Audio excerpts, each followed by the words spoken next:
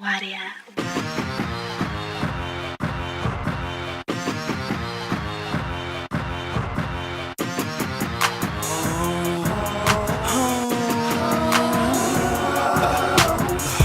Hot dog, I just rolled out of bed and I'm 20 minutes late for work.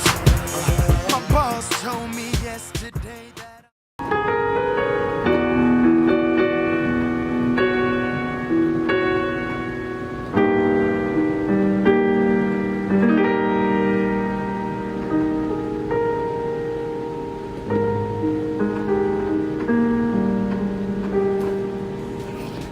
Yeah, man.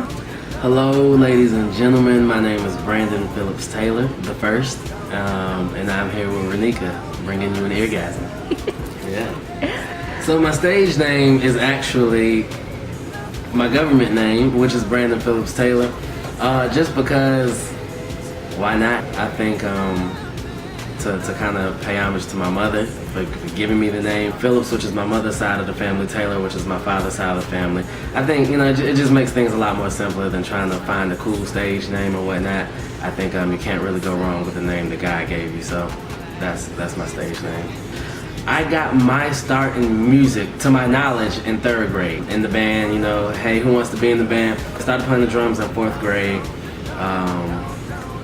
And was in band ever since. Anything where you needed musicians for, I was pretty much a part of it. Production, I would hear songs, and I remember specifically, it might not have been 5th or 6th grade, but You Don't Want Drama, 8-Ball and MJG came out. Like, man, I really wish I made that beat, and at the time, I was under the impression that in order to be a producer, you had to have millions of dollars and all this fancy equipment. And my friend Caston Clark, Sir McAllister, he introduced me to something called Fruity Loops. It was kind of like, oh, okay, I don't necessarily need a $1 million budget to be a producer. Around my 10th grade year, I bought a program called Reasons, made by Propellerhead. Elon Green was my first business partner. We teamed up, we formed Blacklight Productions, and we kind of produced a lot of people throughout our high school. Now I went to college, met with David Fuller and Waddy, and that's a whole nother story.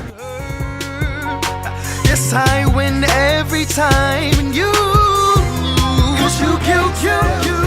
The motivation behind that beat, actually I was in a creative block when I made that beat. And whenever I'm in a creative block, a lot of times what happens is I'm able to create probably the first 3 or 4 instruments of a track, but I can't take it from there. So I made like the first 3 or 4 instruments, and I saved it and just was like, no, whatever, I'll come back to it whenever. And David Fuller went through my computer like he does sometimes, and he pulled it up, and he started playing it, and I didn't like it at all.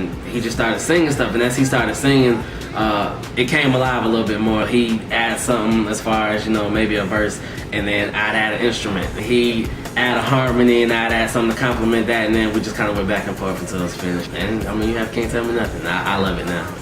I look at myself as an artist. I think the forefront of my artistry is production.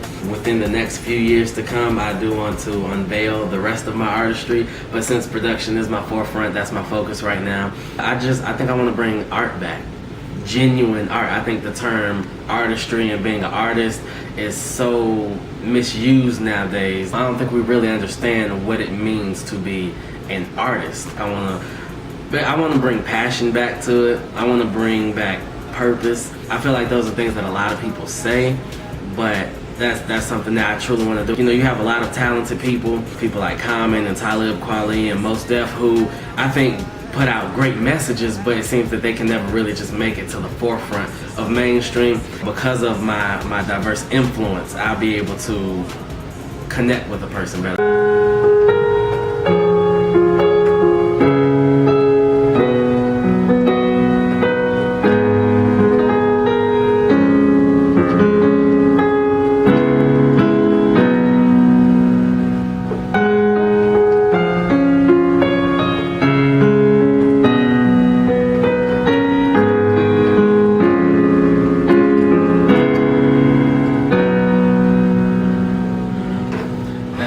However you want to edit it, the finished product of that would be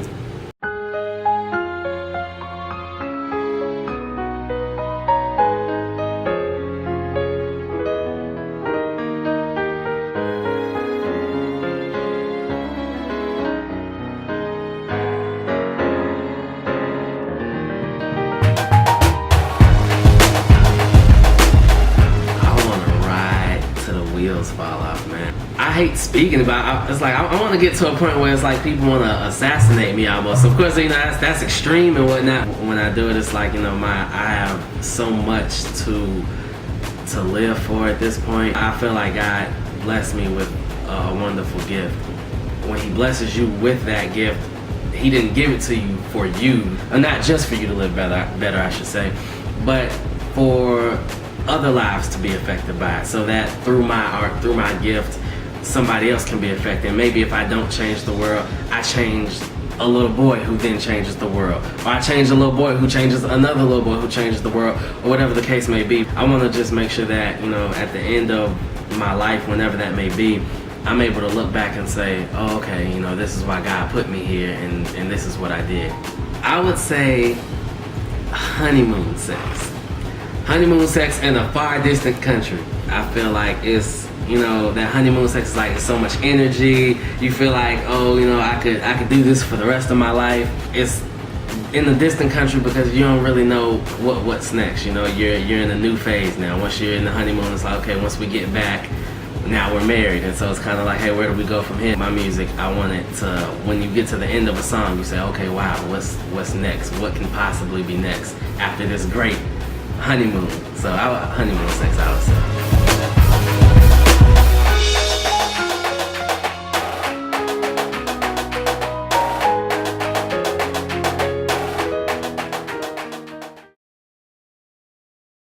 Here we are, Brandon Phillips-Taylor presents Eargasm, provided by Reneeka. What a flip we have. Yeah, we gon' get it like this, yeah, switch it,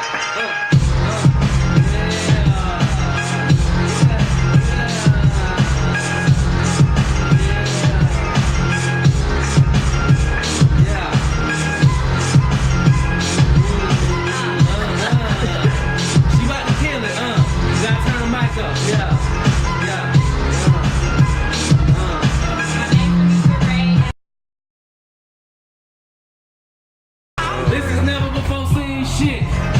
Eargasm exclusive. Let's go. And I'ma take it from you. There's no debating from it. She freestyle with a freestyle like a naked woman. She smiles if he smiles. He smiles if the beat's wild. It's ironic how we're so platonic, but then meanwhile, the scene now has seen the change, so we here after. But half of these critics move first and shit after.